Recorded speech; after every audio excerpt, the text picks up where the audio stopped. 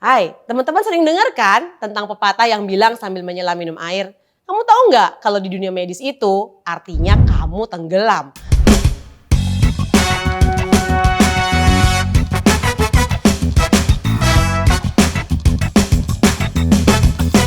Halo, saya Wahyuni Dian Purwati, spesialis emergency medicine. Saat ini saya dinas di Siloam Hospital Semampang. Hari ini kita mau bicara tentang pertolongan pertama pada pasien tenggelam. Sebelum kita lanjut, pertama-tama kita mesti tahu dulu definisinya tenggelam. Jadi tenggelam itu adalah sebuah kondisi kesulitan bernafas pada korban akibat paru-parunya itu kemasukan cairan.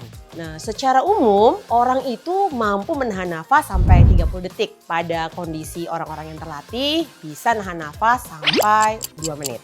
Kasus meninggal karena tenggelam biasanya terjadi kalau korban itu tenggelam karena paru-parunya terisi air dalam waktu 4-6 menit. Kemudian resiko terjadinya tenggelam itu biasanya lebih banyak pada kasus-kasus anak-anak di bawah usia 14 tahun atau pada orang tua usia di atas 65 tahun.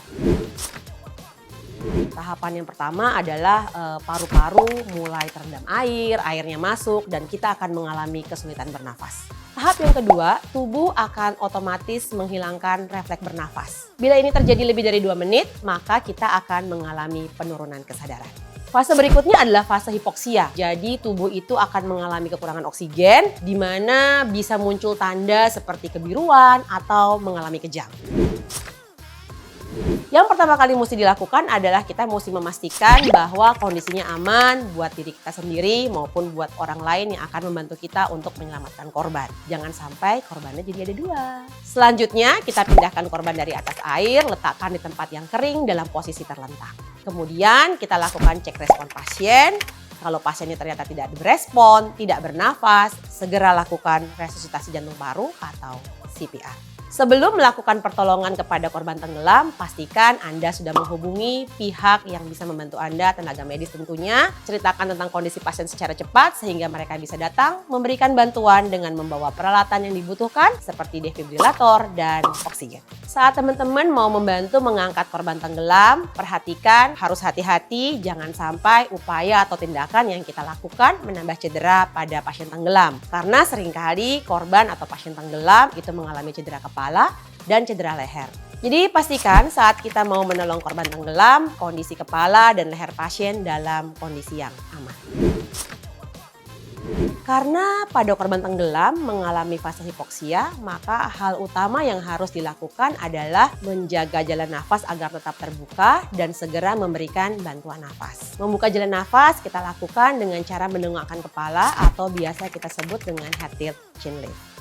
Selanjutnya kita memberikan bantuan nafas atau rescue breath sebanyak 5 kali. Caranya adalah dengan memberikan bantuan nafas mouth to mouth, kita tutup hidung pasien biasanya, kemudian mulut dengan mulut itu very tight. Kemudian hembuskan nafas sebanyak 5 kali sampai dada mengembang dengan sempurna. Setelah melakukan rescue breathing sebanyak 5 kali, kita lanjutkan dengan CPR. Caranya adalah letakkan kedua tangan di tengah-tengah tulang dada, kemudian tekan tulang dada dengan kecepatan 100-120 kali per menit dengan kedalaman 5 cm.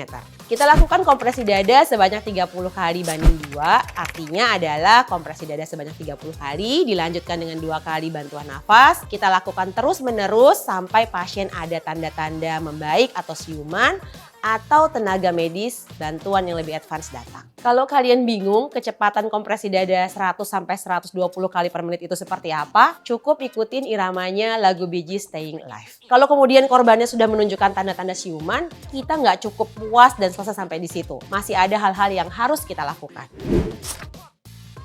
Biasanya pasien siuman itu dia akan mulai bergerak, kemudian mulai membuka mata, kemudian mulai batuk, dan seringkali nafasnya akan kembali normal.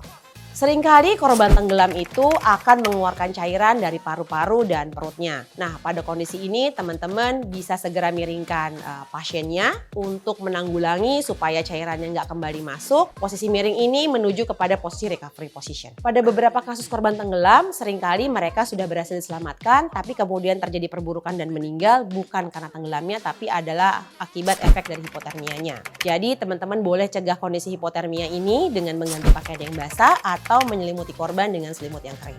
Beberapa hal yang harus diperhatikan setelah korban recovery dari tenggelam. Yang pertama adalah kita harus mengecek jalan nafasnya, apakah jalan nafasnya terbuka atau tidak. Kemudian yang kedua adalah pastikan pernapasannya normal atau tidak. Yang ketiga adalah denyut nadinya atau sirkulasinya teraba dengan baik. Selanjutnya adalah terkait dengan kesadarannya. Cek kesadaran pasien karena seringkali pada kondisi hipoksia yang lama bisa menyebabkan kerusakan otak secara permanen. Terima kasih ya sudah menonton. Semoga video ini bisa menjadi bekal yang sangat berharga pada saat yang paling dibutuhkan. Jangan lupa untuk share and like video ini. Salam sehat!